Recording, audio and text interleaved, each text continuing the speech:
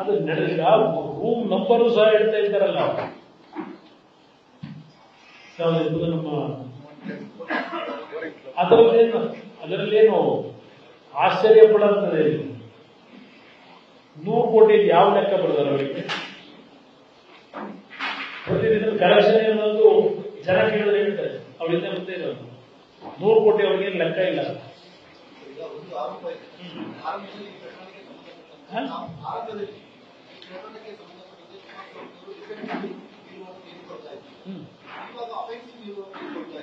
ಇದಲ್ಲ offensive defensive ಪ್ರಶ್ನೆ ಇಲ್ಲ. ನಾನು ಅವತ್ತು ಏನು ಹೇಳಿದ್ದೇನೆ,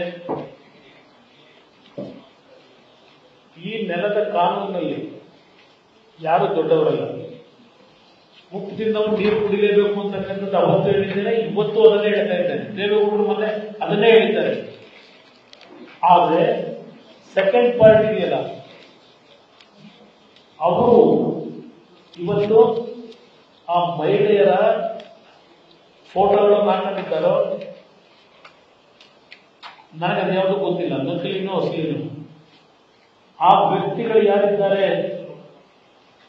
ಈಗ ಚಿಂತಾಮಣಿಯಲ್ಲಿ ಶಿವಕುಮಾರ್ ಇದ್ದಾರೆ ಅಂತಕ್ಕಂಥ ನಿನ್ನೆ ಆಡಿಯೋದಲ್ಲಿ ಗೊತ್ತಾಗ್ತಾ ಇದೆ. ಬಹುಶಃ ದೇವರಾಜೇಗೌಡರು ಜೈಲಿಗೆ ಹೊರಗೆ ಬಂದು ಯಾಕೆ ಕಳಿಸಿದ್ರೆ ದೇವರಾಜೇಗೌಡರನ್ನ ಜೈಲಿಗೆ? ಇವರು ಬಂಡವಾಳ ಹೊರಗೆ ತೆಗಿದ್ದಾರೆ ಅಂತ ತಾನೇ ಕಳಿಸಿರೋದು ಅವ್ರನ್ನ. ನೀವು ಏನು SIT ಅವರು ತನಿಖೆ ಮಾಡಿ ಏನು ಅವರಿಂದ ಮಾಹಿತಿ ತಗೋತಾರೆ? ನೀವು ಅತ್ಯಾಚಾರದಲ್ಲಿ ಮತ್ತೆ ಅಡಿಷನ್ ಮಾಡ್ಕೊಂಡ್ರಲ್ಲ ದೇವರಾಜೇಗೌಡರ ಮೇಲೆ. 1ನೇ ತಾರೀಕು 2 ಕೊಟ್ಟು ಕಂಪ್ಲೇಂಟ್ ಏನು? 30 ದಿವಸ ಆದ್ಮೇಲೆ ಮತ್ತೆ ಇನ್ನೊಂದು ಕಂಪ್ಲೇಂಟ್ ಕೊಟ್ಟಿದ್ದು. ಏನ್ ಕಂಪ್ಲೇಂಟ್? ಅದು ಯಾರು ಬರ್ಸಿದ್ರಿ? ಯಾರು ಕರ್ಕೊಂಡ್ಬಂದು ಬರ್ಸಿದ್ರಿ ಅದನ್ನ?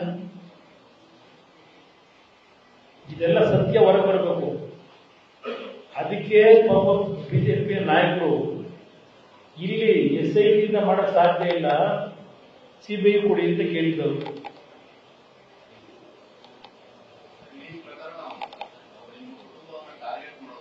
ಮೂಲ ಉದ್ದೇಶವೇ ಅದು.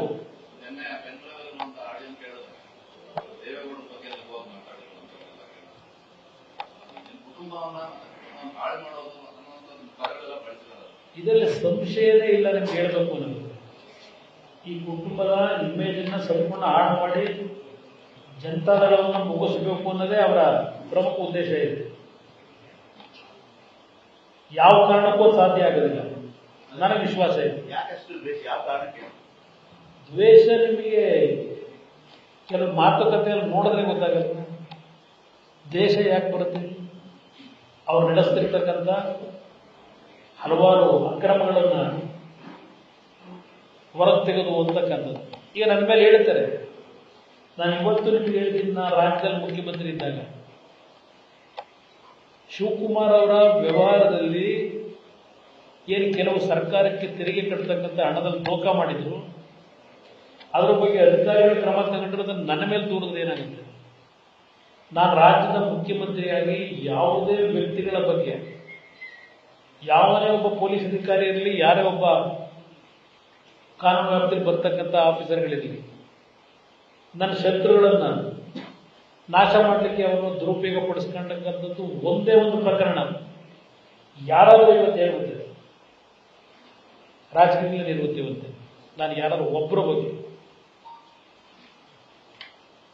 ಇವತ್ತು ನಾನು ಹಲವಾರು ಬಾರಿ ಹೇಳಿದ್ದೇನೆ, ನಾನು 2ನೇ ಬಾರಿ ಮುಖ್ಯಮಂತ್ರಿ ಆದಾಗಲೂ ಕೆಲವು ಅಫಿಷಿಯಲ್ ಪೋಸ್ಟಿಂಗ್ಗೆ ಹಣದ ಆಮಿಷ ಕೊಟ್ಟದು. ನಾನು ಆ ರೀತಿ ಬಂದಂಥವ್ರನ್ನ ದೂರ ಇಟ್ಟೆ. ಈಗ 1ನೇ ಬಾರಿ ಮುಖ್ಯಮಂತ್ರಿ ಇದ್ದಾಗ ಲಾಟ್ರಿ ಬ್ಯಾನ್ ಮಾಡೋದಾಗ ಯಾರೋ ಬಂದಲ್ಲಿ ವಿಂಟರ್ ಮೇಲೆ ಕೂತಿದ್ನಲ್ಲ, ಯಾರೋ ನಮ್ಮ ಆಫೀಸರ್ ಬಂದು ಹೇಳಿದ್ರು, ಸರ್ ನೋಡಿ ಬಂದು ಕಾಯ್ತಾ ಇದ್ದ, ನಿಮಗೆ ಭೇಟಿ ಮಾಡಬೇಕು ಅಂತ. ಗೆಟ್ ಔಟ್ ಅಂತೆ. ಇಂಥ ಪಾಪದ ಹಣದಲ್ಲಿ ನಾನು ರಾಜಕೀಯ ಮಾಡಬೇಕು ಅಂತಕ್ಕಂಥದ್ದು ನನ್ನ ತಂದೆ ನನ್ನ ಕಲಿಸಿಲ್ಲ ಅಂತ. ಆದರೆ ಇಲ್ಲಿ ಕೆಲವು ಕಾಮಗಾರಿ ಚಟುವಟಿಕೆಗಳ ವಿಷಯದಲ್ಲಿ ನಾವೇನು ಚರ್ಚೆ ಮಾಡ್ತೀವಿ, ಇವತ್ತು ಅದೇ ನಮಗೆ ಮುಳ್ಳಾಗಿರೋದು. ಇನ್ನೂ 2 ಕೇಸ್ ನಾನು 12 ವರ್ಷದಿಂದ ನಡೆಸ್ತಾ ಇದ್ದಾರೆ ನನ್ನ ಮೇಲೆ. ಯಾಕೆ ನನ್ನ ಮೇಲೆ ಕೇಸ್ ಹಾಕೋದು? ಆ ಕೇಸಲ್ಲಿ ಏನೂ ಬಂಡವಾಳ ಇಲ್ಲ. ನಾನು ಮೆರಿಟ್ ಮೇಲೆ ಆಗಲಿ ಅಂತ ನಾನು ಅಧಿಕಾರದಲ್ಲಿದ್ದಾಗಲೂ ಕೇಸ್ನ ಕ್ಲೋಸ್ ಮಾಡಿಲ್ಲ, ಹಾಗೆ ಬಿಟ್ಟಿದ್ದೀನಿ. ನಾನು 2 ಬಾರಿ ಮುಖ್ಯಮಂತ್ರಿ ಇದ್ದಾಗ 2 ಕೇಸ್ನ ಬೀರ್ಕೂಟ ಕ್ಲೋಸ್ ಮಾಡ್ಬೋದಾಗಿತ್ತು. ಯಾರ ಒಂದು ಪ್ರಭಾವಕ್ಕೂ ಯಾರಿಗೂ ಪ್ರೆಷರ್ ಹಾಕಿ ನನ್ನ ಅಧಿಕಾರ ದುರುಪಯೋಗ ಪಡಿಸ್ಕೊಂಡು ನ್ಯಾಯಾಂಗ ಇರಲಿ, ನಮ್ಮ ರಾಜ್ಯಾಂಗದಿರ್ಬೋದು, ಯಾವುದನ್ನು ನಾನು ನನ್ನ ಆಡಳಿತ ದುರುಪಯೋಗ ಪಡಿಸ್ಕೊಂಡು ಯಾವುದೇ ಒಂದು ಸಂಸ್ಥೆಗಳನ್ನು ಇವತ್ತು ಕೆಳಿಸ್ತಕ್ಕಂಥ ಕೆಲಸ ನನ್ನ ಜೀವನದಲ್ಲಿ ಮಾಡಿಲ್ಲ. ಈಗಲೂ ಅದನ್ನೇ ಹೇಳೋದು, ಇದು ನಾವು ಯಾವೊಂದು ಪಾರದರ್ಶಕವಾಗಿದ್ದೇವೆ ಅದೇ ಕೆಲವರಿಗೆ ಇವತ್ತು ತಡೆಯಲಿಕ್ಕೆ ಆಗ್ತಾ ಇದೆ. ಅದರಿಂದ ಇವೆಲ್ಲ ಅನುಭವಿಸ್ತಾ ಇದ್ದೇವೆ. ನ್ಯೂಸ್ ಫಸ್ಟ್ ನಿರ್ಭೀತಿಯಿಂದ ನಿಮ್ಮ ಪರವಾಗಿ.